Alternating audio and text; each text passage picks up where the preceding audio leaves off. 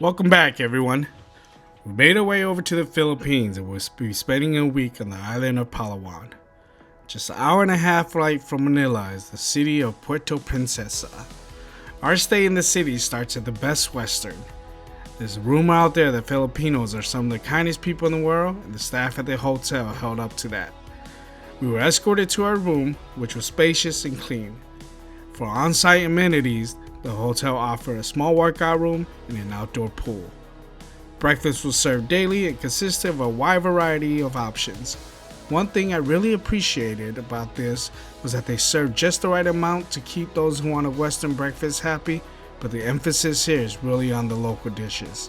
Overall, a nice place for us to stay, and I would recommend staying here.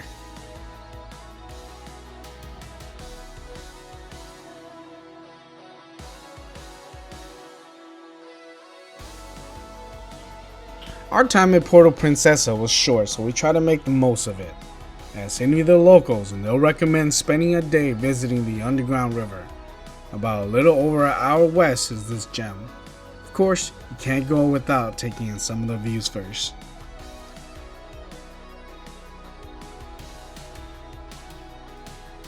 At the pier, a boat waits to take you to another part of the island. The crew sets sail and drops us off at the entrance to the park. A few meters away from where we were dropped off was the opening to the cave in which the underground river flows through. As Lee was walking on the trail, a few curious monkeys followed her.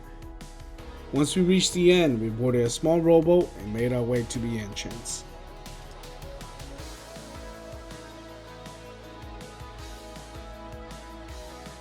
Equipped with a headset, we listened in as a narrator guided us through the cave while drifting with the current.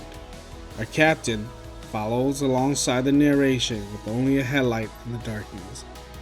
I was in awe the whole time as this place played host to its own ecosystem. Alongside with rock formation were also impressive stalactites and their counterparts showing off what nature can do over thousands of years. It was so calm and peaceful. We went in roughly 3 kilometers before turning back. Given what we saw, I can only imagine what else is left if we were to progress deeper inside. Once we entered the excursion, Lee and I returned to the hotel and set out looking for food. We found a nice sitting restaurant where we ordered a few local dishes. Next morning, we took a 5-hour shuttle to El Nido. Shuttles will do the job, but if you can afford a private accommodation, go with it, as the experience is sure to be better. Ours was cramped and made too many stops. Once in El Nido, we were dropped off at the Lime Hotel where we booked 3 days and 2 nights. The hotel offered a beautiful view of the Sulu Sea. Our room was small but cozy. The hotel offered a kids zone, small gym, and an infinity pool. This was a great place to hang out as the weather was hot and the drinks there were cold. Overall, we enjoyed the amenities, but everything else kind of fell short of expectations. On the first night in El Nido, we chose to go down to the night market. It was a small strip that was blocked off for pedestrians only. When we got there, the vendors were just starting to set up shop, but as the night progressed, a lot more people showed up, both vendors and tourists alike.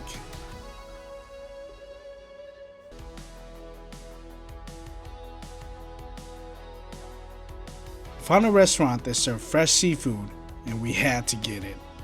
We went with the lobster, a few oysters, and river prawns. Grilled to perfection, everything was fresh and delicious, and the perfect way to end the night.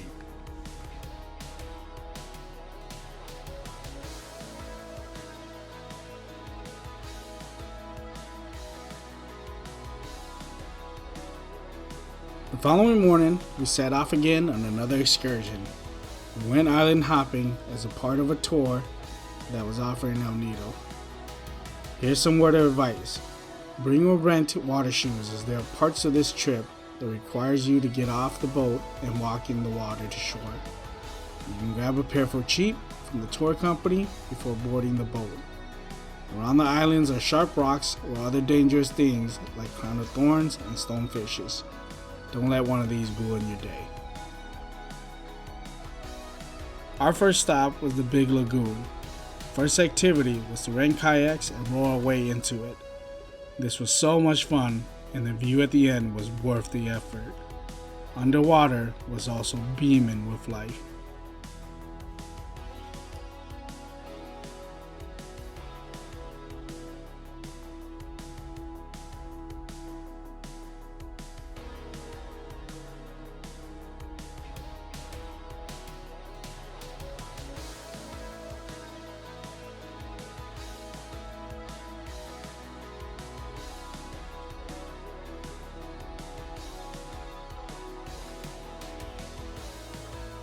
Second stop, the Secret Lagoon. This is one of those stops where the boat anchors a little further from shore and you make your way in by swimming and walking. At the lagoon, there's only one way in and one way out, so be patient. Inside, you're able to wade in the water, but I opted to float.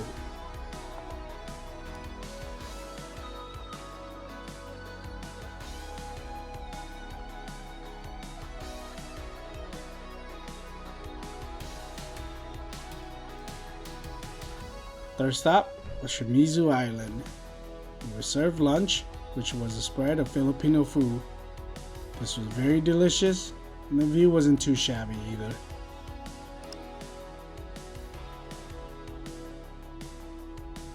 Our fourth and final stop was my favorite. We were taken to the other side of Shimizu and got the chance to snorkel.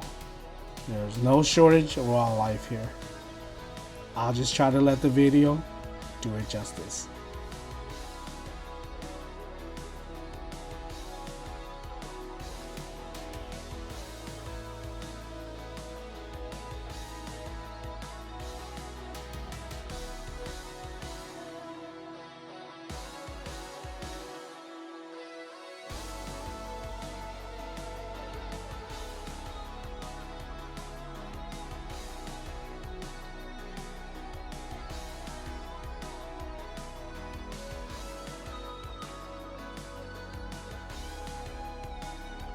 After snorkeling, we boarded the boat and headed back to El Nido. This was such a cool experience and just the agenda we needed to enjoy what this part of Palawan had to offer. One thing to note about these excursions, unless you go in private, they do have a vehicle that will take you to the location. However, once you're done with it, you would have to find your own ride back to your hotel. So plan ahead. I hope you all enjoyed the video. Lee and I had so much fun during our 5 days in Puerto Princesa and El Nido. I have a feeling we'll be coming back in the future as we left much to explore. Thank you for watching. Please like, share, and subscribe.